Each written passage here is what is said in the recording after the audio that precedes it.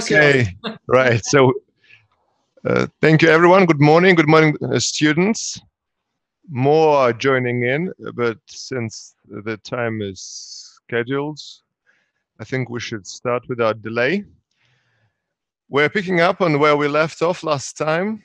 I hope the students are doing their readings for the classes. And now, without further ado, I am turning this over to you, Karin, for the continuation of your first session. Shall I put up the slides? Please, that would be great. Thank you very much. Okay, yes, I'll do that right now. Thank you.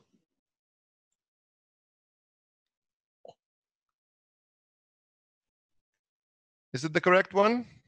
Yeah, I think that we have just to put. Yeah, where we stopped last week, on Monday, was the various reasons for the not only current, but I would say traditional volatilities in the oil market. And what we have seen beginning of April for the very first time in oil market history was that oil prices turned negative. Maybe you have been following the news. Everybody was highly excited, and even people who have nothing to do with the oil market wrote about it. The reasoning behind that very turmoil is the following. Oil is traded not anymore physically. That was the situation until the 1970s. In the 1980s, due to the various oil crises that we had seen, I spoke about those briefly on Monday. We will come back to those events again and again. The crisis of 1973, the crisis of 1979, the tremendous increase in oil price. Remember, I mentioned to you in 1973, it increased within a few weeks by 4 times. 1979, due to the war, due to the Iranian Islamic Revolution, the ousting of the Shah, which was then the most important ally of Western importing countries. So all that led to tremendous oil increases. And that was also the moment when oil was not anymore traded physically. What does it mean, physical trade? It means that an oil vessel arrives, for instance, in a port like Rotterdam, and the price is set at the terms of trade of that very day.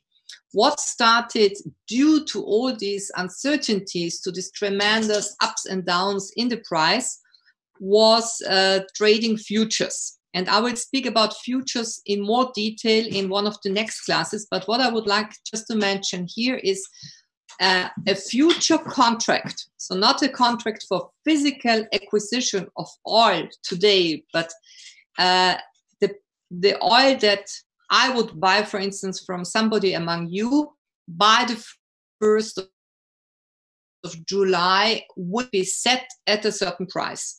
And what we saw in April was that due to the fact, as mentioned on Monday, that the decrease OPEC countries and non-OPEC producers, such as the Russian Federation, had settled on in April, namely they decided to decrease by 10 million.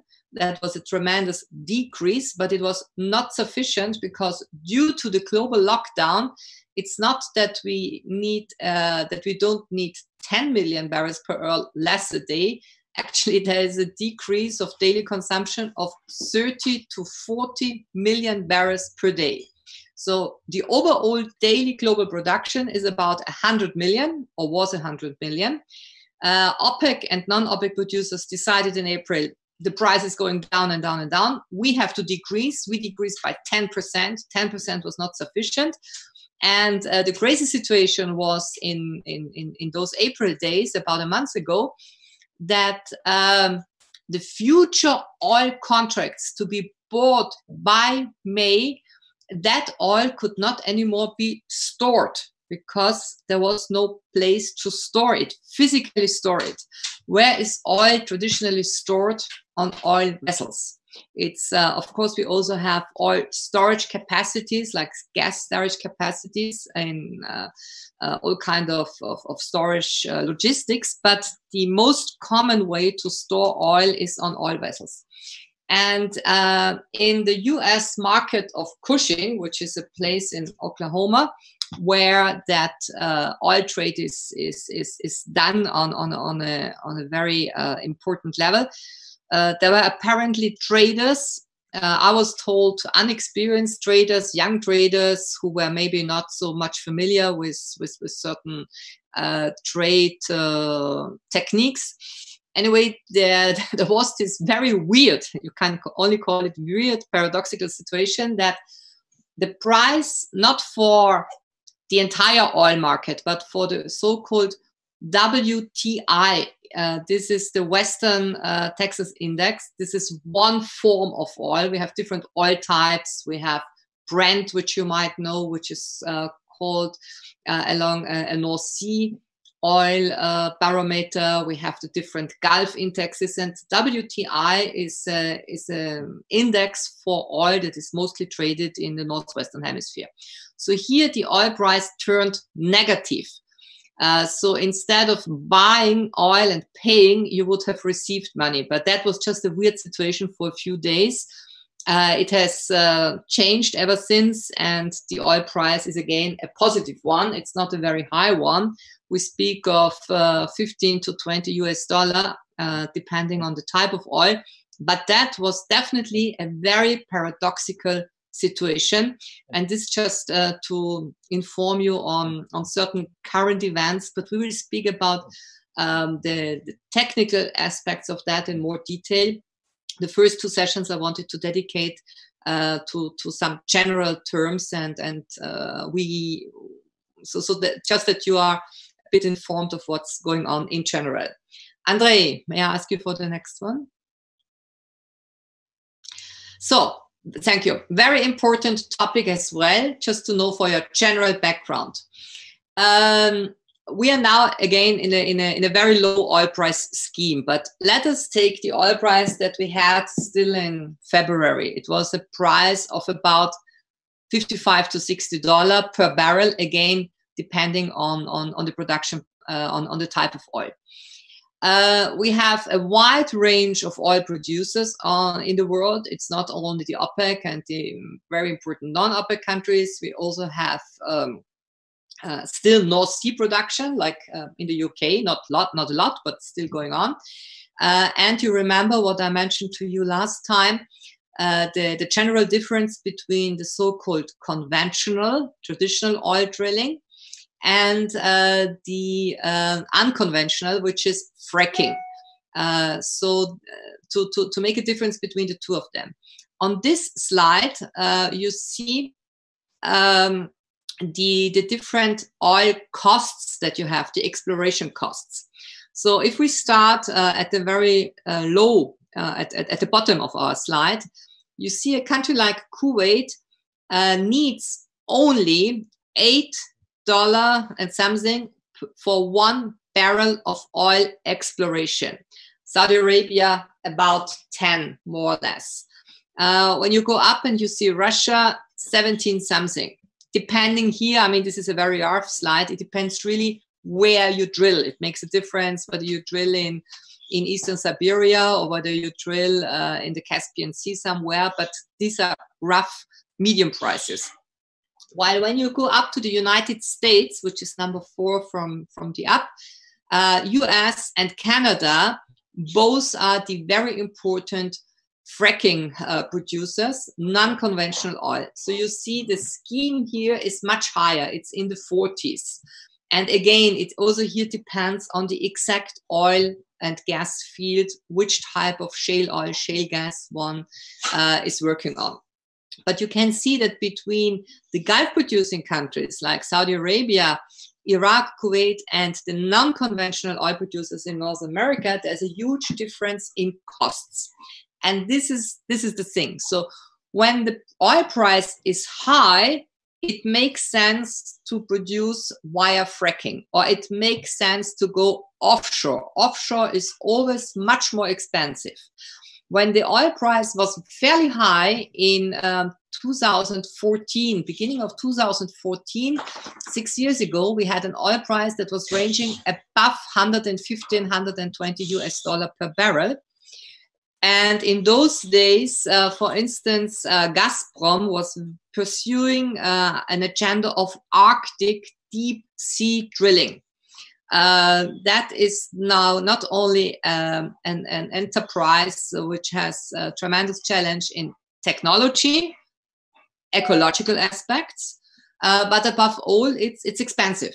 So one starts thinking about going into deep sea Arctic drilling only when one has a price that is above the costs. And that was the case in 2014. But in 2014, we also saw a tremendous decline in autumn, down to $30 per barrel. So many companies which had initially thought of going offshore deep sea abandoned that project again. And the other day I read that from Gazprom's side, there is no immediate interest in going into deep sea drilling. They have postponed those projects to 2030. Under current price circumstances, under current demand circumstances, peak in demand, we are not running out of oil, we're running out of demand for oil.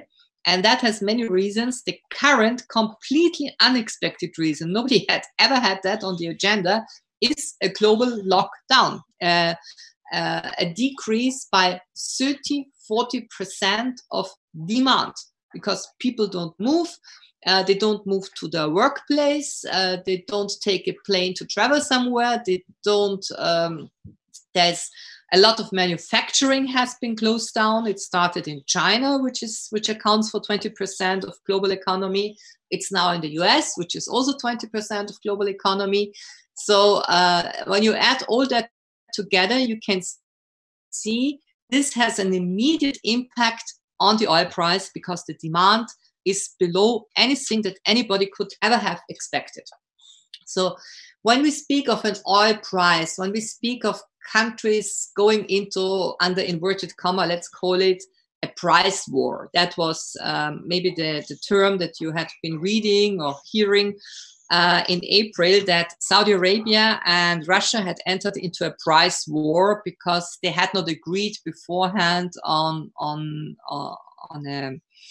a decline in production in March. But I don't know who started what and whether there was a real price war, but some analysts in their paper statements claimed that there was this kind of price war, not only against each other, but eventually also against the fracking industry in North America.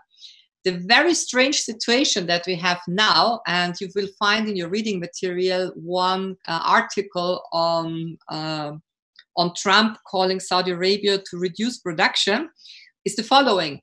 We have the situation that the President of the United States threatens a very important ally, and Saudi Arabia is even a much more higher on the list of favorites for Trump than for any other president before him. Remember, his first journey abroad as president in 2017 was Saudi Arabia. Never had seen that. Why visit Saudi Arabia? Anyway, he did it, and we have this very strong apparent alliance. Nothing new, but stronger than ever before, apparently.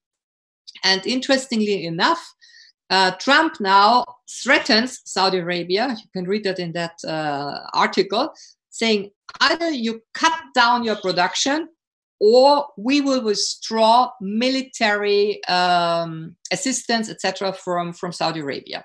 So usually the situation was that the US called upon Saudi Arabia to produce more because the oil price was going up too much, and Saudi Arabia usually complied by that because they have a spare capacity, meaning they always have some million barrels on the side they can put on the market. Today, we have a completely reversed situation in the oil market.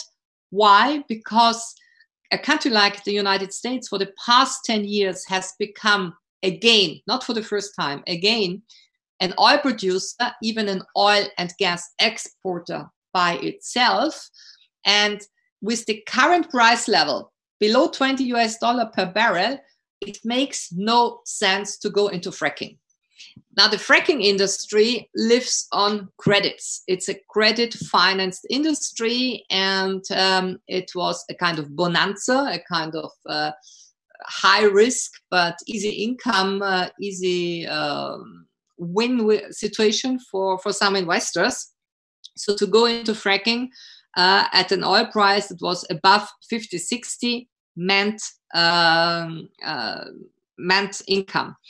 And this situation is now completely reversed. So to sum it up, exploration costs are very important when one looks at who earns what, but also which producer can live, so to say, with which costs.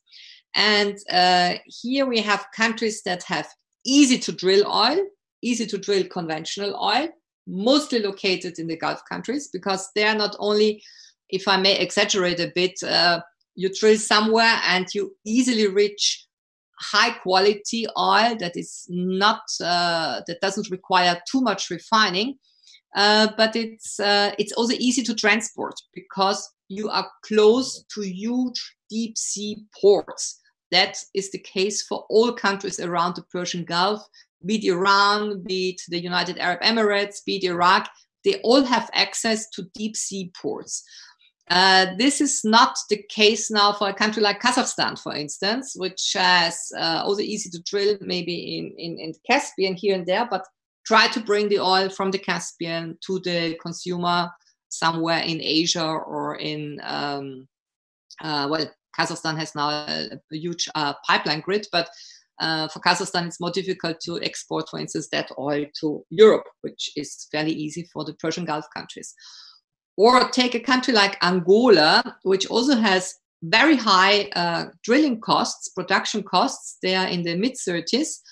Why? Because Angola, which is the #2 oil producer in Africa, but Angola does all its oil production, mostly of it, offshore. So anything that is offshore, not onshore, where you go into the sea, is more expensive in terms of technology, in terms of people you need. You fly them in and fro by helicopter.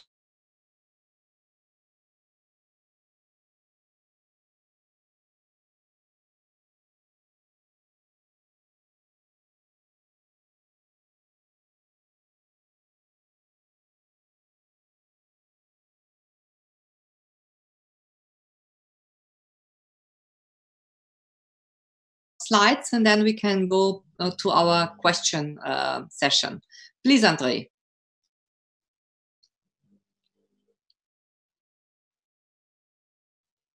So, thank you very much. Now, this is one of my favorite topics, and I'm eager to share it with you. Here you have two maps. On the left side, a map of 1915-16, and on the right-hand side, a map of 1920. Here again, I use some of the terminology in German also, and we can also discuss it in French. I like to use the maps that you find in the French edition of Le Monde Diplomatique. Maybe you know that monthly. They have a section called Cartographie, where you really have excellent maps. And in these two maps, I would like to draw your attention to the following. Going back to history. Before World War I started in 1914, that's what we call today the proper Middle East. Turkey, Syria, Lebanon, today's Israel, Palestinian territories, Iraq, Jordan, plus today's Saudi Arabia and all the rest of the petromonarchies of the Arabian Peninsula. That region was under Ottoman rule, and it had been under Ottoman rule for 450 years. Of course, ever since early 19th century, the Ottoman rule became more and more criticized, put into question. Nationalism also starting in all of those countries, late nationalist movements, but following the examples of German nationalism, Slavic nationalism, Hellenic, Greek nationalism, you name it, you have it. As of mid-19th century, countries in that region wanted to get rid of the Ottoman rule. And so you had Arab nationalist movements, some of them royalist, some of them Republican. You had the Jewish national movement, which was a latecomer in late 19th century, early 20th century, the Zionist movement. And you had then World War I. Now, during World War I, the British had all kind of contacts with the Arab tribes, in particular on the Arabian Peninsula. And the contact with the Hashemite tribe, the Hashemite family then being the most important old family, the Hashemites, they can draw their ancestry back to Prophet Muhammad. So it's the most noble, the oldest family in the region. The Hashemites were then, before World War I, the guardians of the holy sites in Mecca and Medina. That's what is today the role of the Saud family. And the Hashemites were given all kinds of promises by the British that if they fight well with the British against the Ottomans, they will get the United Arab Kingdom with Damascus as a capital. Damascus always playing a very prominent role for Arab rule and historic perception. At the same time, while the British made those promises, and they also made promises to the Zionist movement, the British and the French, in parallel, did diplomatic correspondence, secret correspondence, sharing up, dividing that region between the two of them.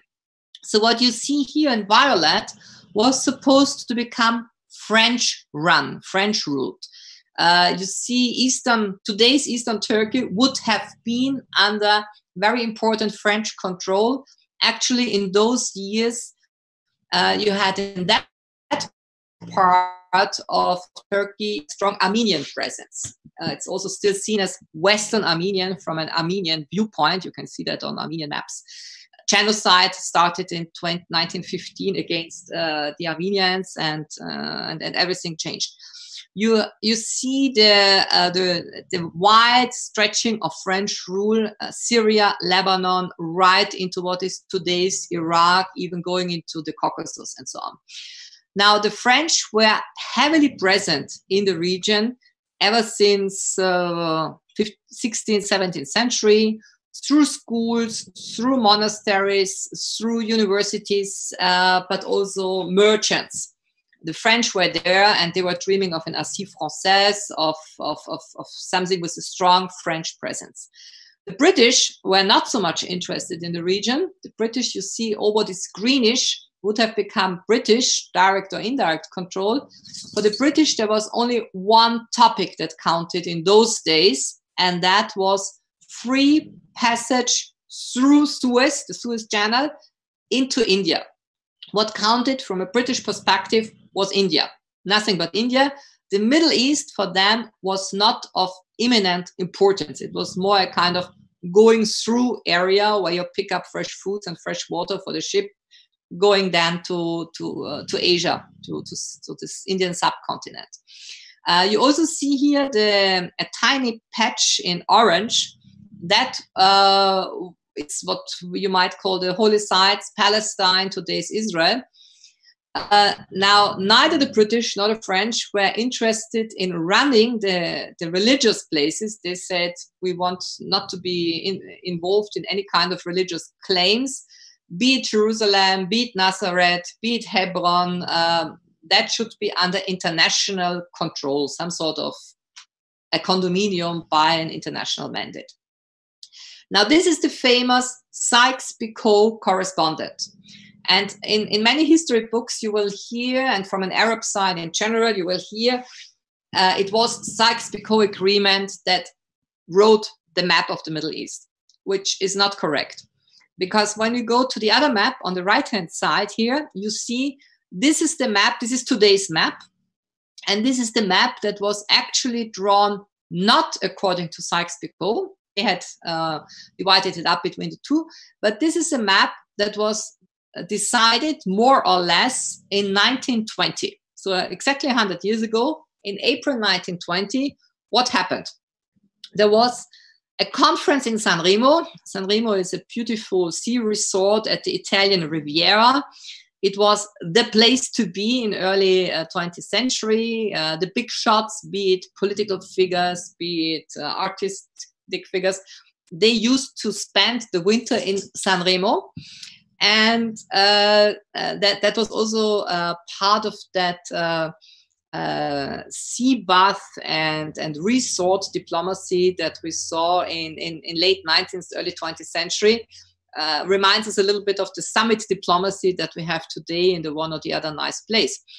So in San Remo, not diplomats met, but oil people met.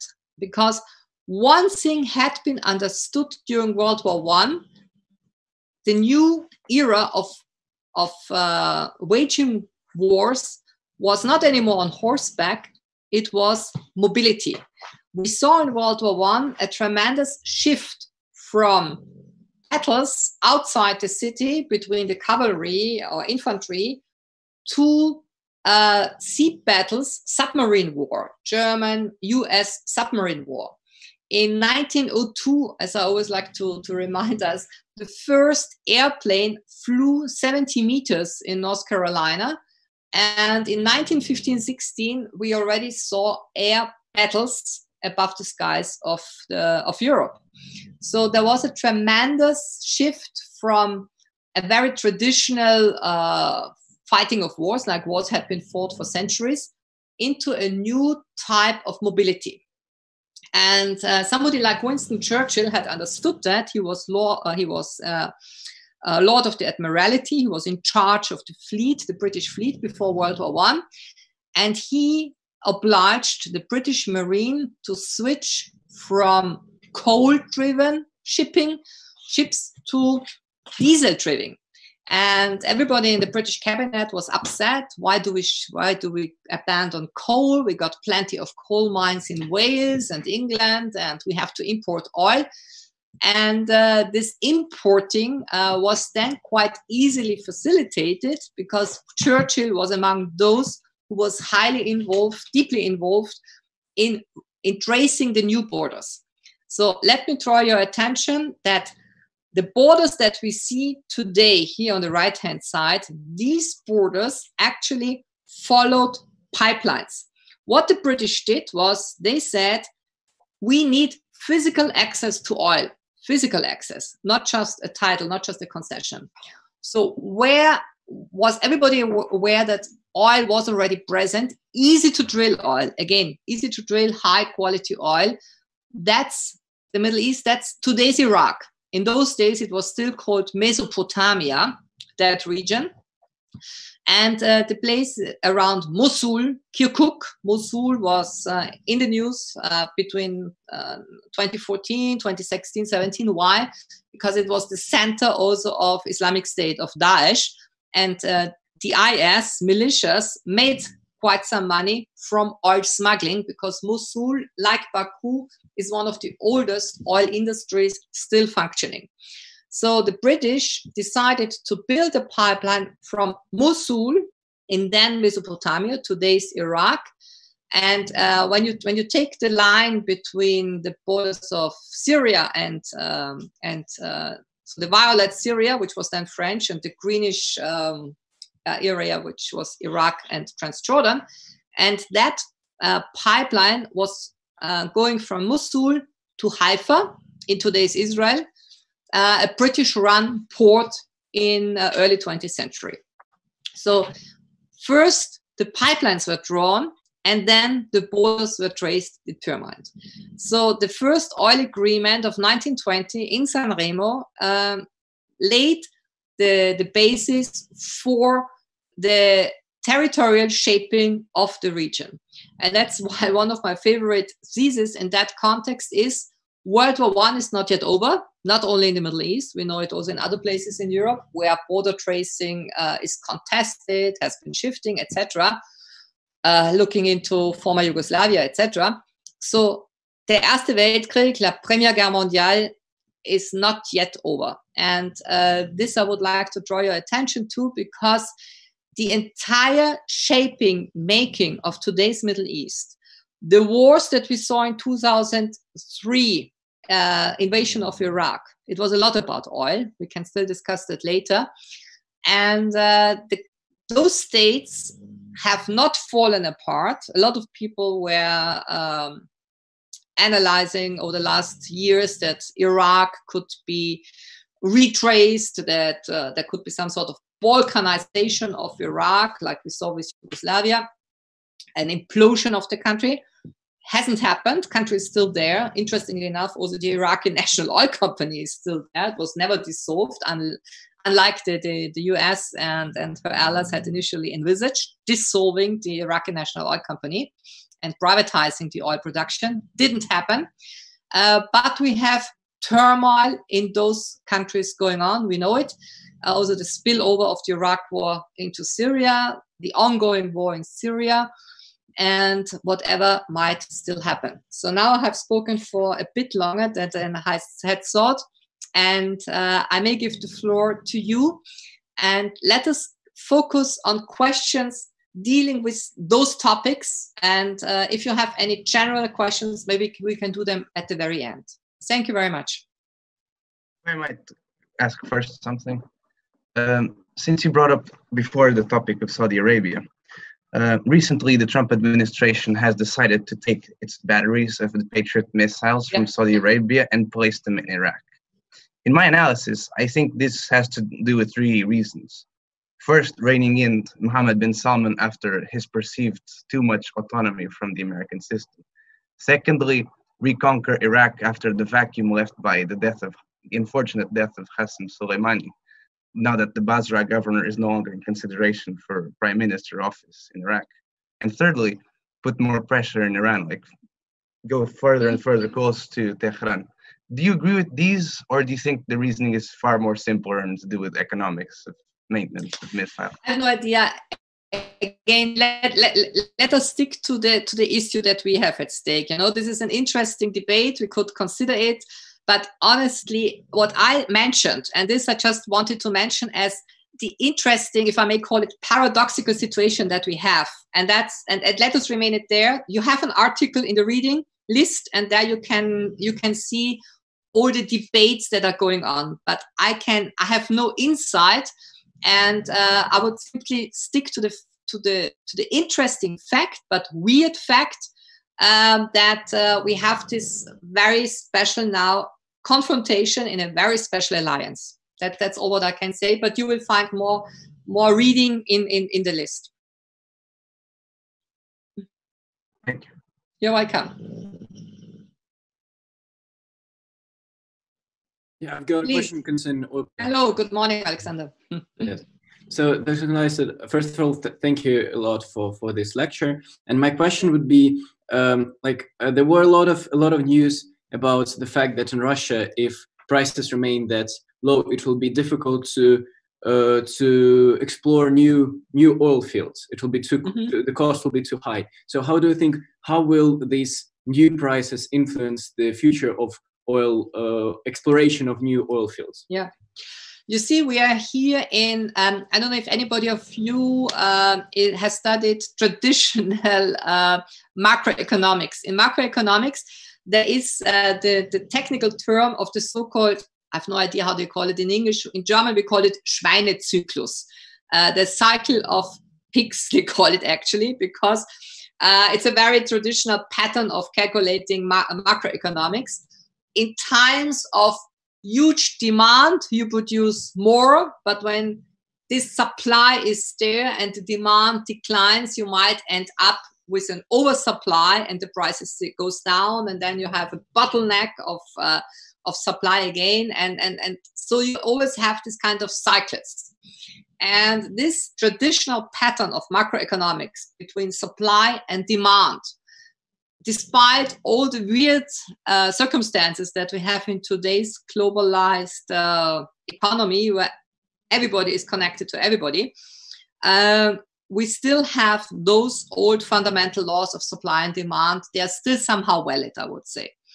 Now, in today's world, when we take the momentum of right now, May 2020, Imagine you are one of the decision shapers, the decision makers in an oil company, be it Gazprom, an energy company like Gazprom, which is oil and gas, or Rosneft is much more into oil than Gazprom. But let's assume you're in any kind of oil company, be it BP, be it whatever. And you are now asked to calculate how much investments should we go for in the next trimester, in the next half year. Very difficult guessing, because situation is that now, of course, the entire world is somehow trying to move out of the lockdown. Every country does it in a different way. Whether tourism will really pick up, which is a tremendous demand, I doubt it personally. Depends on who now does the calculation. What will happen to manufacturing? Will people become as mobile as we were at the beginning of this year? Or will there be a very constant decline in oil demand? Now, certainly, we will use again more oil in autumn, in next winter for heating or whatever, than we are using right now. But nobody knows the exact amount. Now, with a complete cutting down right now, not exploring new fields these days, this non-exploration will be missing in a few months. So the oil business is built on constant replacing of barrels that you produce now, but you have to replace them in order to make the market flow. Now, when you don't replace those barrels, when you say, okay, we don't need 30, 40 million barrels of oil today because of the lockdown, we don't invest, we don't produce because we don't have the money. Our shareholders, if you're a stock listed company or the state, has not the slightest interest, has not the means in producing now for an uncertain future. It can very well happen. It can, doesn't have to, but it's within probability that by October, just a guess, we might have a price of again $40, $50, $60 per barrel because the oil is missing. And if the economy picks up, I have no idea. Nobody, I think, knows it. There are some optimists who say we have this kind of V economy, like now we have this steep decline, but it can pick up in autumn. I don't know. Other people say, no, it will be more like an L, it goes down now and it will be low for some time. Or we have a U, there will be a valley for some time and then it will pick up. These are the patterns, these are the catchwords of today's guessing. But I think nobody knows. It's just, you are, it's like when you're in an airplane and you don't have your automatic system, you're flying by, through the fog. There's a tremendous fog. And this to be solved, very difficult. But not to be excluded that there will be a steep increase because oil fields are missing. But for many, many companies, for many shareholders, for many decision makers, right now in May 2020, impossible to decide on where to invest and how much to invest with that kind of price. Thank you. You're welcome. Dr. Kneissl, thank you Hello. for the lecture. Yes, and I want, since we've discussed the variety in price in different countries, I also want to ask you about different sorts, or as it's called, benchmarks of oil. So what's the main difference between them? Is it mainly the matter of purity, or is it about the cost of drilling? Thank you. It is, there's a variety of reasons behind. Drilling costs, very important for a country. Also how the company is organized. It makes a huge difference whether you are an international oil company, stock market listed, with pressure by your shareholder, public opinion image, etc., or whether you are, let's now take, for instance, Sinopec or KNOC, both the two big oil companies in China, just an example, when about 15, 20 years ago, Sudan, that was before the partition of Sudan, but Sudan became an interesting place for oil drilling, like other places on the African continent. I remember that many Western stock market listed oil companies refrained from going to Sudan for the simple reason that they didn't want to enter a situation where they might have been involved in some sort of problems that would tarnish their public image. Had happened to Shell beforehand in Nigeria. So who went into Sudan? Asian companies, Chinese, Indian, I think also Malaysians, and they made Sudan a net exporter. So for an oil company to decide on where to go, what kind of prices, there's a wide variety. It's, of course, the drilling costs is always essential. Your image, are you interested in your image? Are you not interested in your image? Some say, okay, I don't care because I'm not dependent on my reputation. Others are more. And there are many, many aspects to that. I hope, or was there something missing in my answer? Clear? Yes, I just wanted to clarify a bit more. For example, Brent, Urals, WTI, does they differ more in their contents, namely purity, like are they the same mainly, but for the cost of drilling and for the cost of political costs, so to say, like the situation in the country? Is it like the same oil, or does it differ much, for example, in terms of purity? The purity, you mean the quality of the oil? Yes, the quality. Yeah. Of course. No. This is also. I mean, this is a very important factor. The chemical composition of the oil that you drill, because then in the end, it's also all a matter of refining costs. I'm not so much into these technical aspects, but they are very interesting and very decisive. The little I know is, let me give you the example of Iraqi oil versus oil in Saudi Arabia, for instance. Iraqi oil, as far as I've been reading and told, is sweet, light, very easy to refine for combustion engine. So it's the perfect oil, crude, that you use for producing gasoline. You don't, it's pure if you want, because you use the term purity. While overall, on a general level speaking, Saudi oil is heavy. It's much more apt for heating oil, for producing or for manufacturing. Now, in the past, when, for instance, one country was missing because of sanctions, let's take like Iran being moved out because of a sanction regime, then you would have the Saudis saying, well, we can always replace Iranian oil. Not so true, because also the Iranian oil is of a different quality. So not one country can always easily replace and substitute another oil production, which is out of work for whatever reason, political, technical reasons, whatever, because, as you correctly mentioned, the chemical composition is different. And this different chemical composition requires different refining procedures. And I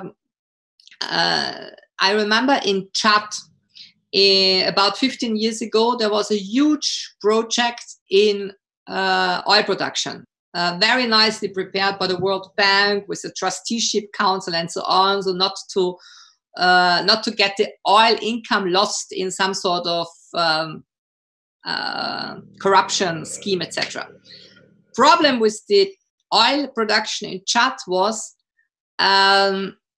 very high refining costs. Get the oil out of a landlocked country like Chad, all the refining that you would need, and it didn't work.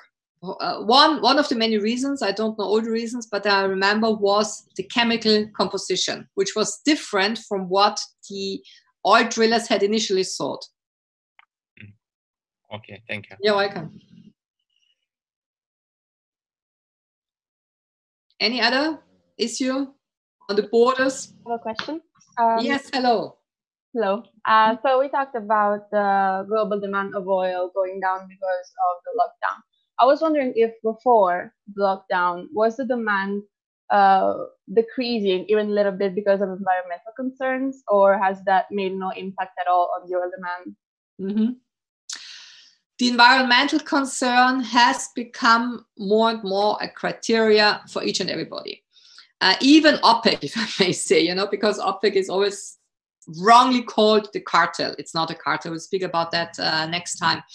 But you have a climate change sensitivity, consciousness among all of them. And even if it is just for corporate social responsibility topics and so on, you know, but regardless of which website, of which oil company you open up, they prefer to call themselves, not only today, that has been a tendency over the last 20 years, they prefer to call themselves energy companies. And they prefer to call themselves green companies. So we are not anymore the dirty oil company. We are a smart green company. When you take any kind of magazine, I mean, now we're in a different situation, but look up a Newsweek, an Economist of the last 2-3 years, the only public PR campaign in there is mostly by Exxon, by BP, by others, and always it's green. Always it's about the beautiful, bright future of green ecology. They never advertise for themselves by, we are the oil company. No, we are a green company. We are an energy company. Energy is more innocent than oil. Because they have all understood that it can become problematic for them. Again, we are in a very weird historical time setting. We are now in May 2020, which is the weirdest time to discuss the oil market, but it's also the most interesting. If I may take you back 4 or 5 months, December 2019,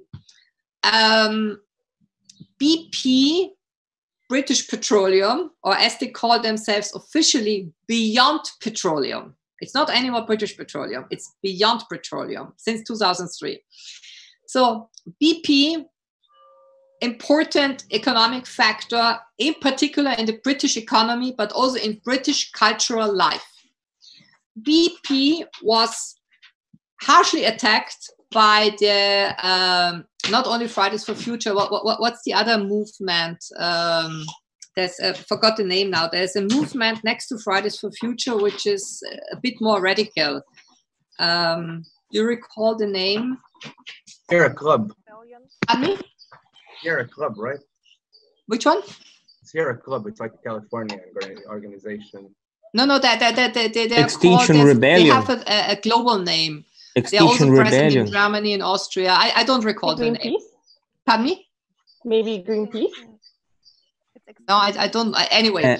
Extinction Rebellion. Extinction Rebellion. Thank you. Exactly. I forgot it completely. Thank you very much, Bruno. You're Extinction welcome. Rebellion. This is a movement which is a kind of competitor, if I may say, to Fridays for Future. Fridays for Future consider themselves as, anyway, I don't want to dwell now into that.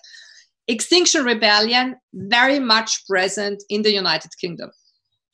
I was told by an OPEC official, they had a meeting with BP. It was like, I think, presenting the annual outlook and so on. They couldn't enter through the main entrance of the conference building. It was not BP headquarters, it was somewhere else. They had to go through some sort of underground corridors because the demonstration by Extinction Rebellion was so heavy, and the pressure on universities, Shakespeare Company Theatre, all kinds of museums, though they were told by Extinction Rebellion people, either you cut down your subsidies, your subvention that you get from BP, or we will also boycott you.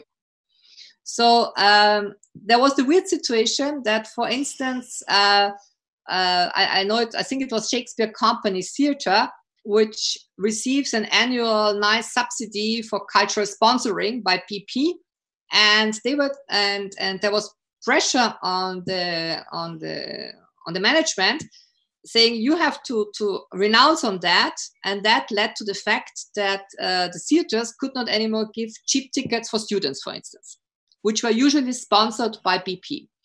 Now, there was this very strong, how should I say, this very strong lobbying by along lines of climate change. And the companies know about it. You know, the companies were not astonished. Maybe they were astonished by the new volume, by the new size, which had picked up ever since Fridays for Future started, plus then Extinction Rebellion. Nearly all of these oil-producing companies had been saying, especially those which are stock-listed market. I'm not speaking about the big ones like Petrobras in Brazil or Sinopec in China. They are not so much exposed. But the former Seven Sisters, as they were called, BP, Shell, Exxon, and so on, they are under public pressure. And they were under very strong public pressure. Also, in February, a new chairman executive took up. Mr. Dudley went, Bob Dudley. He was running BP for the last 10 years. And the new one, I don't recall now his name, but the first 4 or 5 interviews, press conferences he did was all on climate change, you know, saying, we at BP, we are not an oil company, we are aware of the importance and so on. So the factor is there, but honestly, it depends on company and company to understand, is it just PR? Is it just, you know, corporate social responsibility section within the website? Or are they honest about it? Difficult to say. One last thought on that. Whenever the oil price is high, now we are in this weird situation of a very, very low oil price. But when the oil price is above 80, 90, my observation over the last 20 years, 22 years, ever since I've been following that on a more systematic level, is big oil, big money, easy income, quick and easy money. You know, you will always find people, companies, managers, governments that will say, this is the time we have to now to make income. We have to make money on that. And this is a global situation. So we can say that the environmental concerns have changed more the outlook of the energy production than the actual functioning. Yeah. Okay. Yeah. The outlook is, I mean, we will see. Maybe a thought on that, and we have to discuss it in more detail in our next sessions. The Green Deal, you know, whether it's the global Green Deal, whether it's the EU Green Deal, whether it's the national Green Deal that you have in many, many countries. Big question now, will it be kept? Will it keep its primary agenda role that it has had for the last year? Quick thought on that. Ursula von der Leyen, President of the European Commission, she took office in December. In March, beginning of March, when the pandemic was already raging, she gave a big, big speech on the EU Green Deal, speaking, this is the EU's moment of the man on the moon. This is that topic on which I want to make my presidency. I don't see it happen to that extent.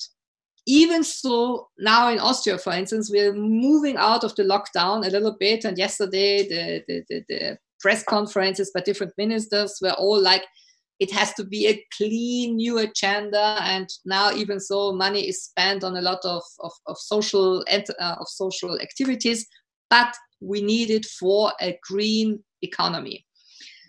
I am very prudent on that, because will there be enough money? Will there be enough political will? Will there be enough public opinion support for that?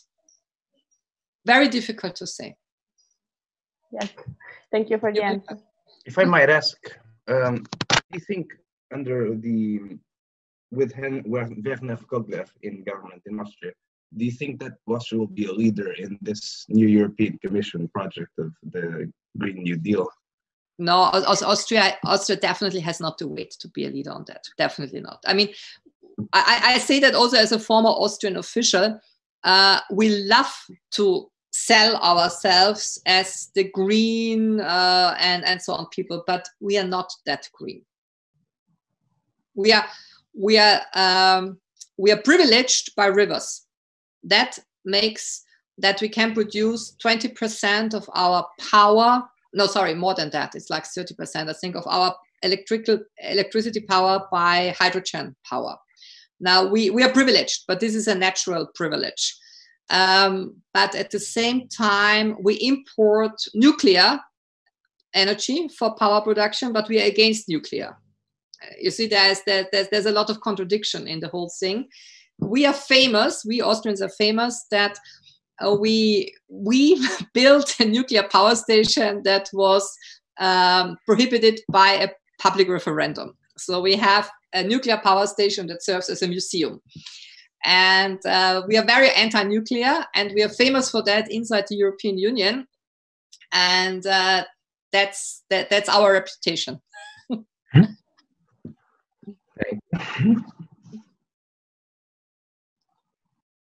Any other questions? So if there's none, Andre, let us go on with our slides, please. Thank you very much.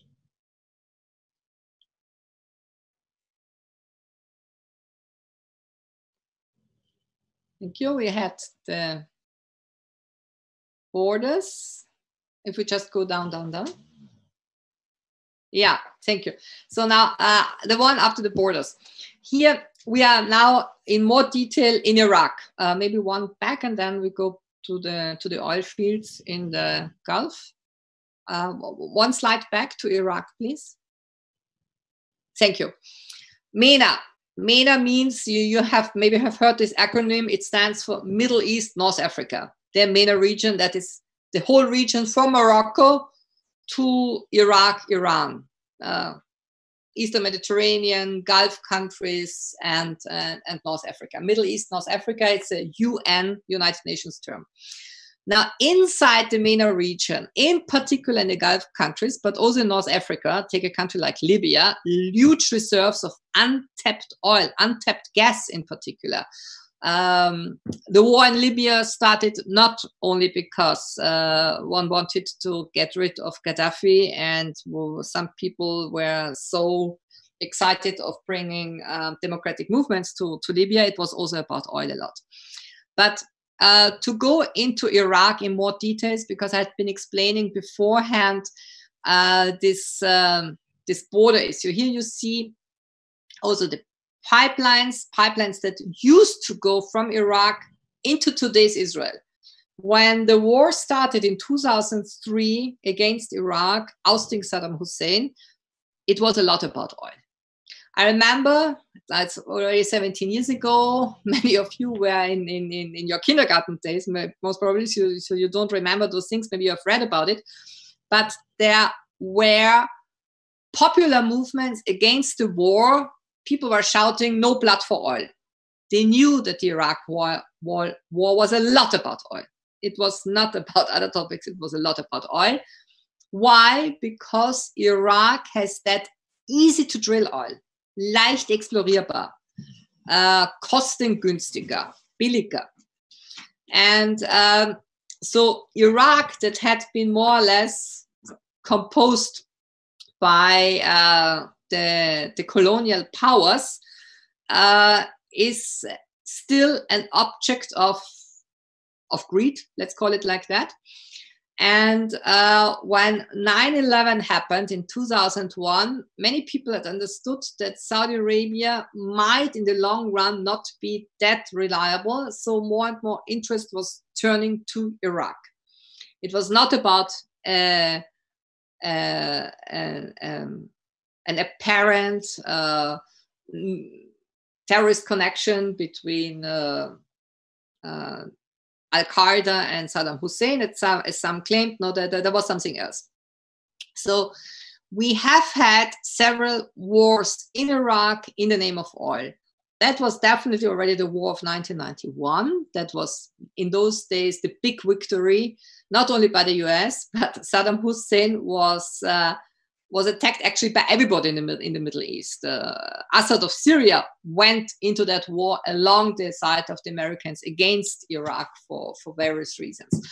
But the Iraqi regime survived that. In 2003, breakdown of Saddam Hussein regime, starting of the occupation of the United States, an occupation that officially has been ended, but de facto is still going on with a huge US presence. Some of you mentioned already, beginning of this year, killing of General Soleimani, an Iranian official. Very strong Iranian role inside Iraq. 2011, protests, Arab revolts, war in Libya for oil. And what I would just like to sum up on all that, and we will see it again when we discuss OPEC and its perception. The oil market is not only about supply and demand. The oil market has a lot, but really a lot to do with emotions. It's about history. It's about East-West relations, Islamic world, non-Islamic world. We can see that then later on with OPEC a lot. Free world, whatever world. North-South conflict, a lot about the North-South conflict. Also, because Carla asked this very important question about role of climate change and so on. We always have to bear in mind, when we discuss climate change, you always feel a North-South conflict in the whole topic, in the debate, you know. One can feel it at various climate change conferences. Why shouldn't we be allowed to develop? Will the Ethiopians ask you, will the Chinese ask you, while you, the North, had been polluting the world ever since 18th century. So there's a lot of history, there's a lot of baggage in the whole thing. And I always like to share the various aspects also on this, let's call it emotional, psychological level, because it's not only about graphic material. I've seen a lot of commodity conferences, a lot of decision makers who only look at the macroeconomic facts, and they are not sufficient. They are the so-called soft factors, you know, that also you have to take into account. So it's always good to continue reading about the history, about the perception, the mutual perception. And this is very much reflected in the oil market. The oil price, the oil market is a microcosm to understand 20th century, 21st century in terms of alliances, confrontations, and so on. So when you have a class like the oil market, and what I like about it is I always try to explain to the audience, when you put on a pair of glasses and call those glasses the oil market, through those glasses, you will understand why there are certain alliances, where there is a certain friction somewhere, and how 20th century has been evolving in the name of oil also to a large extent, including World War II. Was a lot about oil. The German invasion of the Soviet Union was actually about going to the Caucasian oil fields. It was all about Chechnya to a certain extent. I mean, this is now a certain exaggeration, but Hitler was obsessed with physical access to oil fields, knowing that he would need that for the German industry. So it's maybe not so much highlighted, it's not so much present in our minds when we think about World War II, because we see all the other aspects of that bloody struggle, which ended 75 years ago, but it was also about oil. And the region that is mostly shaped by all that is the Middle East, remains the Middle East. Please, the next slide. Yeah, more detail, Middle East. You see here green patches, red patches. The red ones are gas fields. The green patches are oil fields. The Persian Gulf, one huge oil field, one huge gas field. And you have here the so-called giants. Giants are very big oil fields. They're also called elephants in the oil industry terminology. And only 5 out of the 20 largest oil fields are outside of the Persian Gulf. So 15 are in here. The huge oil fields, easy to drill, easy access, are in this part of the world. And that's why the Persian Gulf will always remain interesting. The US doesn't need that region anymore so much because they have their own oil moving out. Trump, and not only Trump, it started already in the second administration of Bush and then Obama. People had less and less interest in that region. I remember John Kerry, the Secretary of Foreign Affairs in the second Obama administration. John Kerry said, the Middle East costs us 90% of our nerves, but is only 10% of trade. Because the trade was decreasing between the Middle East and the United States, except arms trade. Arms trade, big business. With Trump, it even increased. But when you take all the other trade, like oil trade and so on, it decreased. Now, this region remains of high interest, of high pertinence. In today's setting, and this today's setting is already the setting of the last 4 or 5 years, who is the most important trade partner for those countries? For a country like Saudi Arabia, it's the People's Republic of China. These oil vessels, these pipelines where they are, holds true for many countries, are turning east, not west. It's all about trade with the most important oil importer today. It's not anymore the West. It's not anymore the US producing their own oil. It's Asia. It's China. But again, what I'm telling you here is overshadowed by this tremendous, exceptional situation that we are in right now. If we had our course exactly a year ago, I could have given you certain facts with a degree of higher certainty. Today, it's all very, very uncertain. That's just to give you certain parameters, which are right now put into question. But these parameters, of course, supply and demand will always be a criteria, will always be a fundamental law. But the geopolitical setting of the whole thing, very difficult to predict, impossible to predict. Because one thing, and that we can also still discuss, what also this region is now affected, Saudi Arabia, 90% of its income is from oil revenues, 90%. The Saudis have always said, we need an oil price of $90 per barrel. You have seen the exploration costs, they are $10, $9. Why do they need $90 for their welfare state? For their transforming the economy, Vision 2030, being less dependent on oil. Millions of expats, millions of people from South Asia in particular, be they Indian, be they from Bangladesh, Pakistan, a lot, make a living in these oil-producing Gulf countries. They send home revenues. They are called remittances. You know, a Pakistani worker who would earn in Qatar $800, $1,500, not much for the very heavy work they have to do. But out of that money, they will send 2/3 or more back home, and 10 people in Pakistan can make a living. They can improve the home. They can send the children to school, etc.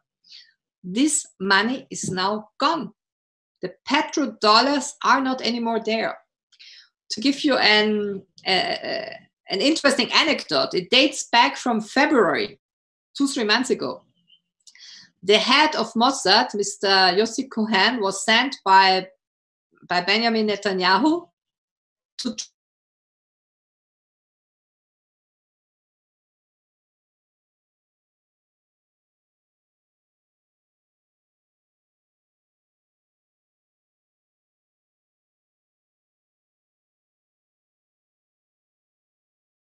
provider of money sponsoring Hamas in Gaza. Why? Because this Qatari petrodollars, or gas dollars in that case, are a guarantee for stabilization of Gaza. When these petrodollars are not anymore there, you don't know what could happen next. And this money is now missing. So the petrodollars have to be seen not only as dirty money that serves all kind of strange foreign policy. Look at Saudi Arabia doing its war in Yemen. The war in Yemen that they started 5 years ago, 2015, Saudi and United Arab Emirates decision-making moving into Yemen with the pretext or reasoning, difficult to say, that the Iranians were stirring up problems in Yemen. The war in Yemen is the biggest humanitarian disaster. Cholera, Black Death, etc. You name it, you have it. You have it all there. Plus, it costs the Saudis $5 to $8 billion a month. It's an amazing loss of money. Not only loss of human life, health, destruction of the country there, but it requires tremendous material effort by the Saudis. They don't have the money anymore for that. We see higher chances for a truce, for an armistice in Yemen. It increases, the fighting is in decline. Why? No money anymore. Wars have always ended all over the world at any times because they ran out of money and people were exhausted. Civilian population is always exhausted, but the sponsors of the war also have to be exhausted. And that's right now the situation on the Arabian Peninsula. So this part of the world will always remain of interest. And the next who will have a more prominent role here will most probably, not 400% sure, but most probably be the Chinese government. So what we had in the past, if I may exaggerate a bit, you had like in Cold War days of the 1950s, 60s in the Middle East, you had the pro-Soviet camp, Syria, Algeria, the Palestinian movements being sponsored by Comecon countries like Eastern Germany.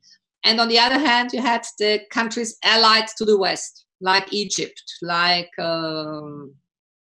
Lebanon to a certain extent, Israel, of course.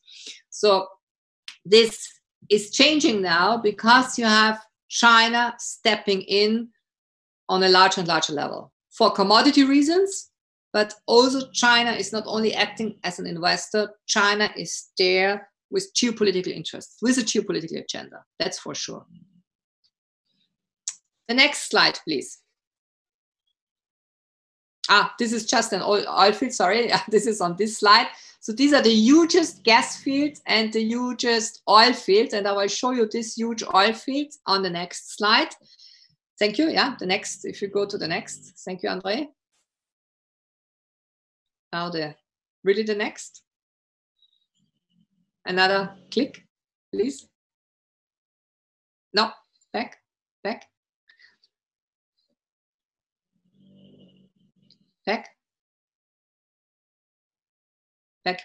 Still a one back, more back. This one, thank you, Andre. No. The computer reaction on the screen, there's a high degree of sensitivity. So we would need the next slide. If we don't have it, doesn't matter a lot, but if we can have it.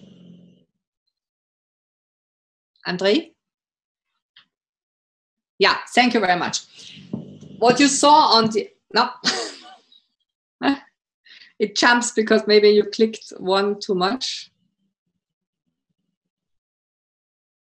So which number do you need? The one with the oil field that is before the special alliance with Saudi Arabia. This one. I don't know. This one, right? Where you just have the huge oil field, if it's possible. Yes. If not, just a second. This one? I don't see it now. There, I don't see anything now. Yeah, this one. Thank you. On this, you can see the biggest oil field in the world, the Ghawar oil field. And this is, I got it from a German colleague. He put a German map across the Saudi map. You can see it. You have the map of Europe put on top of the Saudi map. It's a weird map, but it's interesting just to give us an idea. You have here an oil and gas field, because where you have oil, you have gas. In Saudi Arabia, northeastern Saudi Arabia, most of the oil fields in Saudi Arabia in the northeast, which, by the way, is also a region dominated by Shiites. And this is a problem. This will always be a problem. And there you also have a kind of Saudi-Iranian problematic. You see Frankfurt on the very low, and you have Hanover in the top. It's like driving from Frankfurt to Hanover, and you're always on the oil field. Just to give you an idea how huge these oil fields are. And again, they are easy to drill oil fields. And that means that this part of the world, this part of Saudi Arabia, in the northeast of Saudi Arabia, will always be of interest. Because even if we have today the low oil price, even if we might need less oil for mobility, but oil will always be needed for the petrochemical industry, for pharmacy industry. And this is the place where somebody will always put a hand on. And if it's not US-Saudi Arabia alliance, it will be in the future maybe whatever. I don't want to predict anything, but I could imagine that it would be more the Chinese with whoever. Please, the next. And now we see a nice old photo of two gentlemen. Thank you. Very special energy alliance with Saudi Arabia. You see here the former President Bush walking hand in hand with the late King Abdullah, who passed away in 2015. And that was at a time when things were not at all working between Saudi Arabia and US. It was mostly about Al-Qaeda. It was Saudi involvement here and there. And I remember very many US officials saying after 9/11, when 15 out of 19 attackers had a Saudi passport, they said Saudi Arabia is the problem and not the key to the problem. So the situation was really at very low levels. And nevertheless, these two gentlemen demonstrated this very special energy alliance. Saudi Arabia started to become a close ally of the United States in 1947 with the beginning of the Cold War. Why? Because Saudi Arabia, being a theocracy, was, so to say, a natural ally for the West against atheist communism. We saw that in particular in the war in Afghanistan. With the Soviet invasion in Afghanistan, the first few years, the Soviets had certain successes.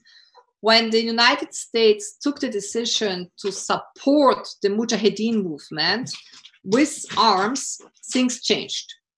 And just as a sideline anecdote, 2 jihads were pronounced in 20th century.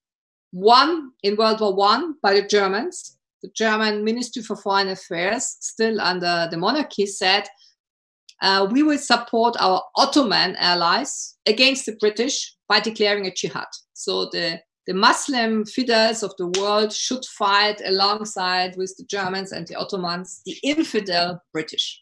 That was World War I. In the 1980s, you had the situation that in the US State Department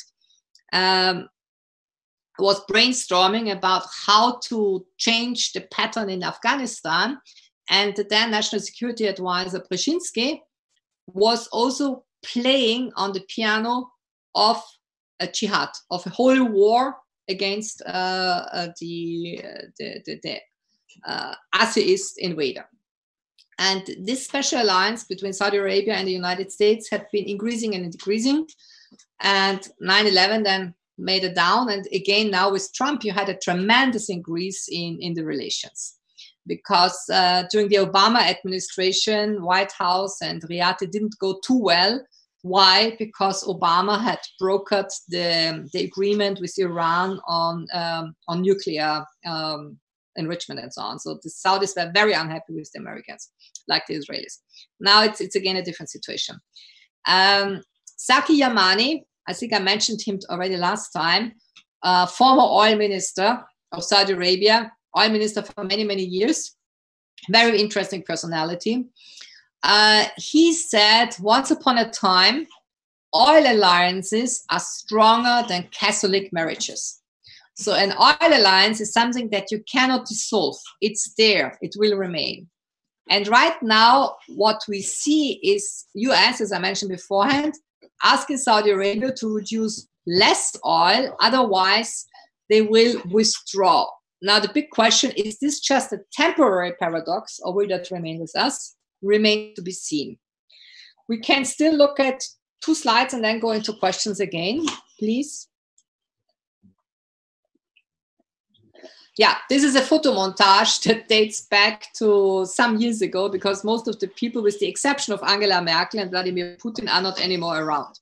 On the left, you still see Obama, you see Cameron, you see François Hollande. And I like to use this photo montage when speaking about shifting alliances, changes in the Middle East, between the West and the Middle East, for the following reason. In 1989, I had a scholarship in Washington. It was long before internet, and I went into the archives to read old US papers on their role in Lebanon. And then I went to see Mr. Quandt, who was working for Brookings, a think tank, former national security advisor. And I was 24 then. And I asked him, excuse me, Mr. Quandt, I don't get it. In July 75, you do this. In October, something else. In December, something else. Where's the logic? And Quandt told me a phrase that I like to quote again and again, because it's a very interesting short sentence. He said, you know, my young friend, we in the United States, we do not play chess, we play baseball, hit and run. We have seen that with the Iraq war. We have seen that with dealing with Iran. And I always say, where was chess invented? Chess was invented in today's Iran. Who had the better chess players? Countries in the East. Be it Russia, be it Armenia, they had the better chess players. When I traveled to Armenia a few years ago, I was struck by the fact that playing chess is a mandatory subject at school. This is quite something. And so playing chess, trying to calculate what step will I take next and what will that provoke in terms of other steps, this is something that we definitely miss in today's decision shaping, today's decision making. And that has caused a lot of unease in the Middle East over the last years. The next slide, please. Who needs how much energy? This is a slide by OPEC in the World Oil Outlook that was published in November. And that, of course, due to the global lockdown, has to be completely revised. But that will have to be done throughout this year, again, with many, many uncertainties. And what I just would like to point out here is the growth in terms of energy. It doesn't stem from Europe. It doesn't stem from North America. Energy is needed in the rest of the world. In India, in China, in OPEC countries, in Latin America.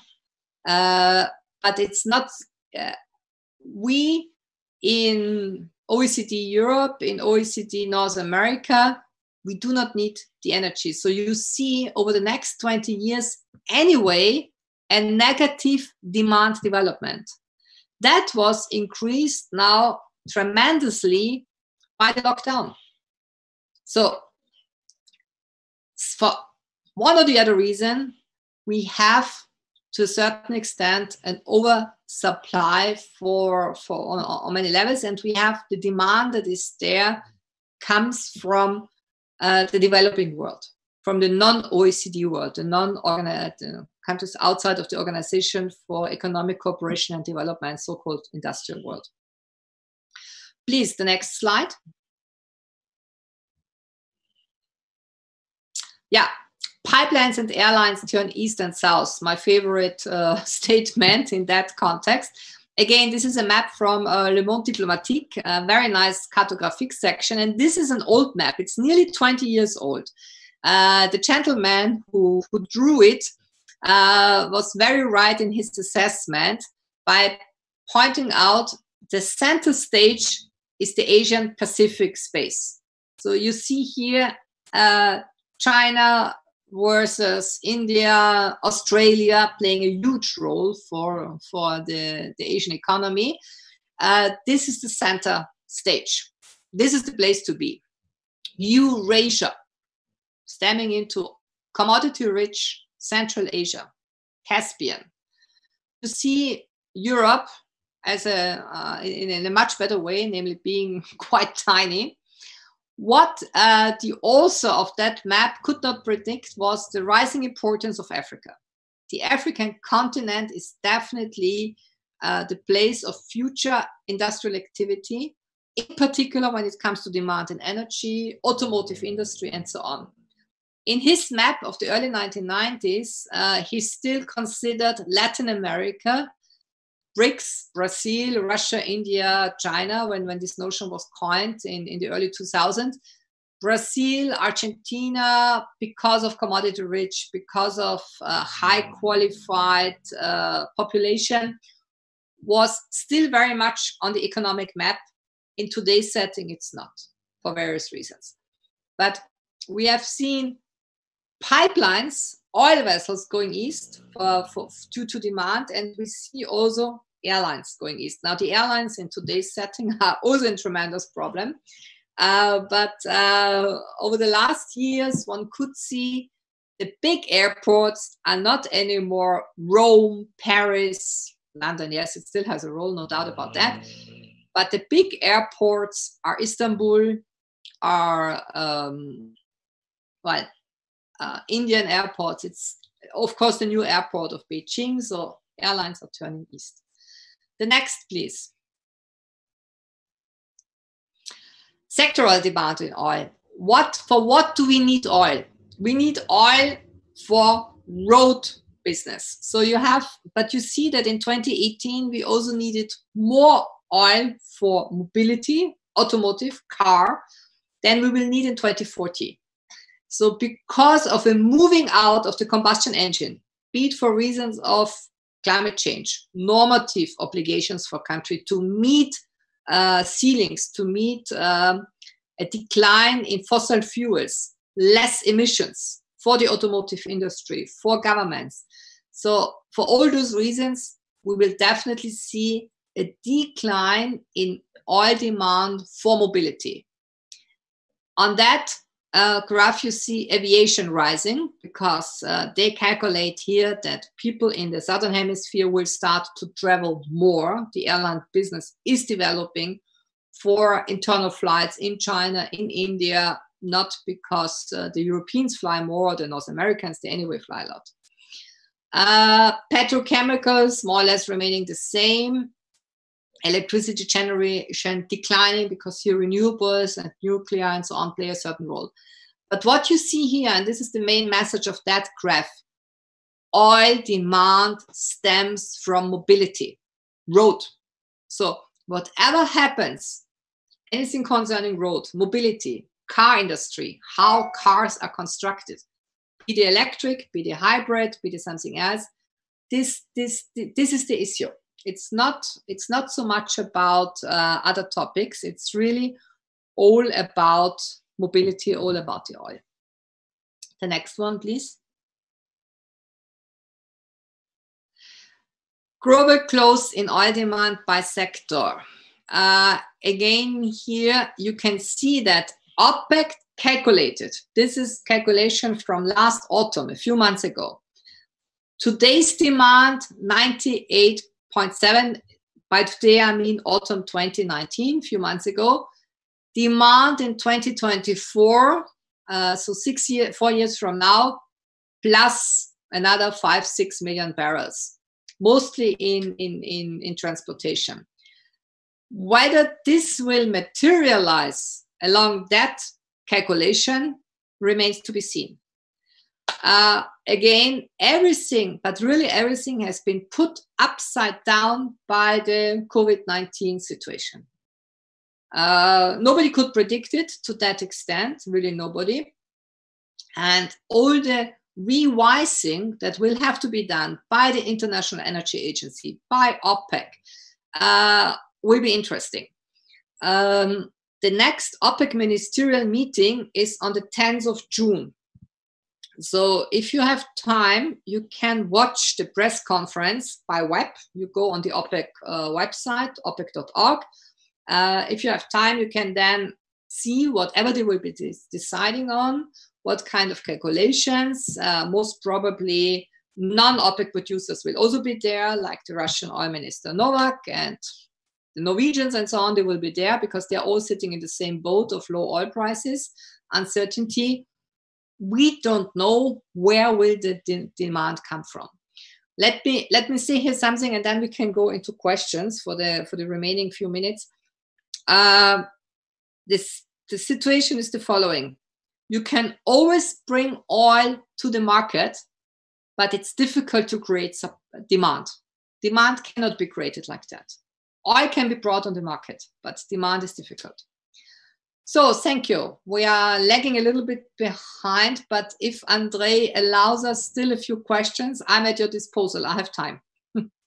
Let's take a few questions. Maybe we'll collect a couple and then you'll address them. Pleasure.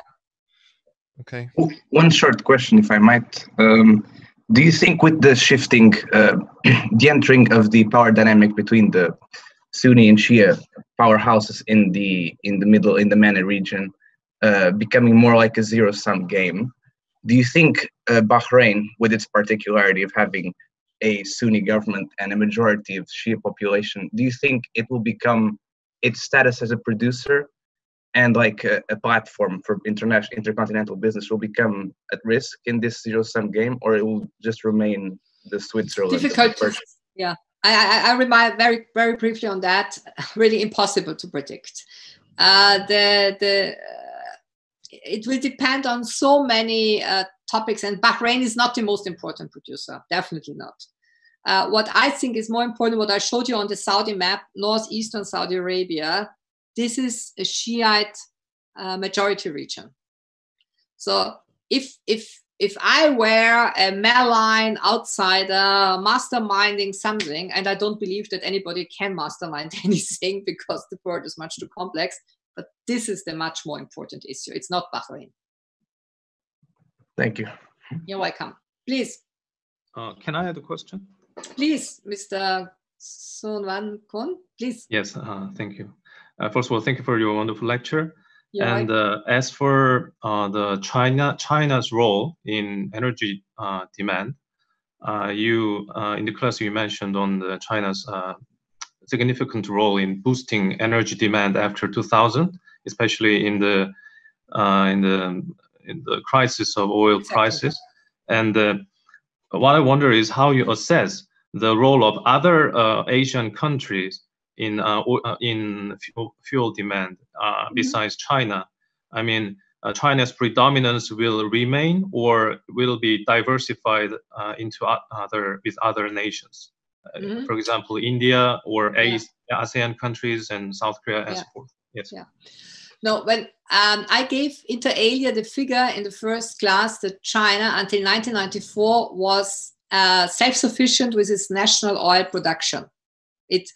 China produces between 3.5 and something million barrels per day, which until 1994 was sufficient for daily consumption in China. 5 years ago, China turned #1 importer. Beforehand, Japan was #2, 3, and China overtook all of them, you know. This is just an example of how important Chinese demand became. But of course, you're right. I mean, there are many, many other countries. There's Vietnam, there's Malaysia. They are all important oil importers. No doubt about that. even Indonesia, which used to be an OPEC member, which used to be a net oil exporter, due to various problems, could not anymore produce enough oil to export and had to step out of OPEC. So they are also today an important importer. To answer your question, again, with a huge question mark that nobody of us has in hand to answer today, all those countries are emerging industries. Everybody is hit by today's economic slump. Everybody.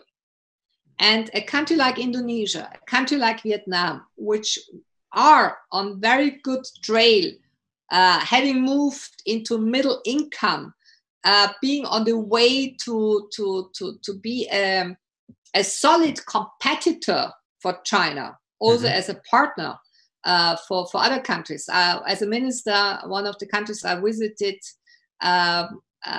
first was Bangladesh, because I'm strongly convinced that Bangladesh is a sleeping elephant, as they call it, you know.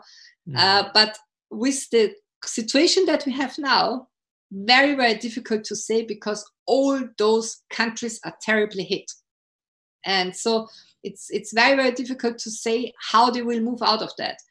My feeling is that China, having had the virus situation as the first, having moved out, having picked up now on different things, yes, is less vulnerable than others. But this hasn't to remain like that, because we have seen the problems in Hong Kong. We have seen other issues. We know about the debt trap of the Silk Road Initiative. So I'm not the one to say this is the way and that it will remain for the foreseeable future. There are always uncertainties on the horizon, but in terms of volume, it's no doubt about the fact that China is the #1 commodity importer. That's a fact. How about especially India, for example? It's growth. India, yes. In India, we have the situation that about 70% of the Indian population are living below extreme poverty, which is quite a lot. And with all the merits that India has had in its development, a lot of its energy demand is still based on coal, and we do have a very high proportion of the population that is living below the lines of extreme poverty, which is not the case in China. In China, we have, poverty is, I know that poverty in the countryside and so on is a topic, but not to be compared with the situation that we have in this continent of its own, which is India. And the Indians, just like the Chinese, are trying to diversify their energy mix. Both countries have an energy mix that is highly depending on coal. India has been moving more into nuclear for various reasons, also with the help of the United States now again, while China has become trade partner, import partner for a gas exporting country like Russian Federation. And of course, they are the #1 partner for the Gulf countries when it comes to oil. So in case of oil and gas, China might be the first, the #1. It is. It's not might. It is, according to figures, it is. Okay. Yeah. Thank you. You're welcome. Ms. Kneissl, can I ask a question? Please, please. What can you tell us? Well, speaking of coal, what can you tell us about the Powering Past Coal Alliance? We all know that Germany is like a kind of a European leader in abandoning coal as a source of energy, and they have great prospects of completely abandoning in a couple of decades.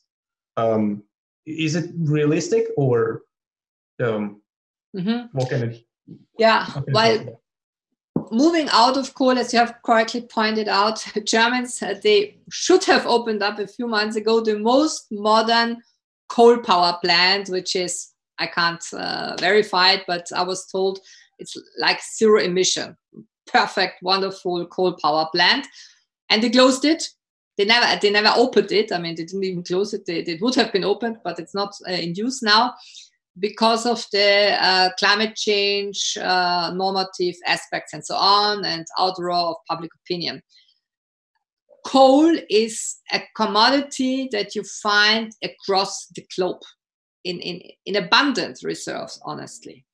South Africa, tremendous coal exporter. Austria, we got oil. Nearly every country, you name it, you have it, you will find coal.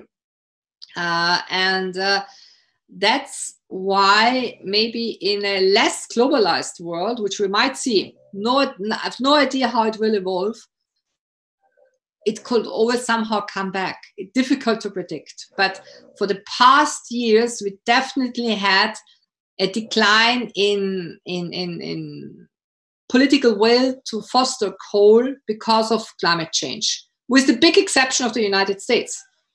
Donald Trump, when he was campaigning in 2015, 2016, he went to the coal producers in Pennsylvania. He went to I think it was in the Midwest you have, where his huge electorate is. He went to those which produce oil and coal and said, we will make America great again, and coal and oil and so on. That was the main reason, most probably, why he won the elections. And where will coal stand in the energy mix for countries outside of China and India remains to be seen. The Chinese have said very clearly, we have to move out of coal because of smog, because of climate change, because of air quality. For them, they're determined to move out of coal, while many other Asian countries will most probably continue to depend more on coal for some time. Okay, I think we've run over by quite a bit, yeah. So shall we call it a day? Thank you very much, Professor Kneissl, for this very interesting and insightful talk, as always. We're looking forward to seeing you again next week. Yes. Thank the students for the questions, and have a good one, everybody. Thank you too. It was a pleasure seeing you again, and thank you for handling it all so smoothly and it's my pleasure. Diligently. Okay, bye-bye. I wish you a good Thursday and moving out of the lockdown for all of us. Yeah, that's all right. the best. Goodbye. Thank you. Goodbye. Thank you. Bye-bye. Thank you. Bye.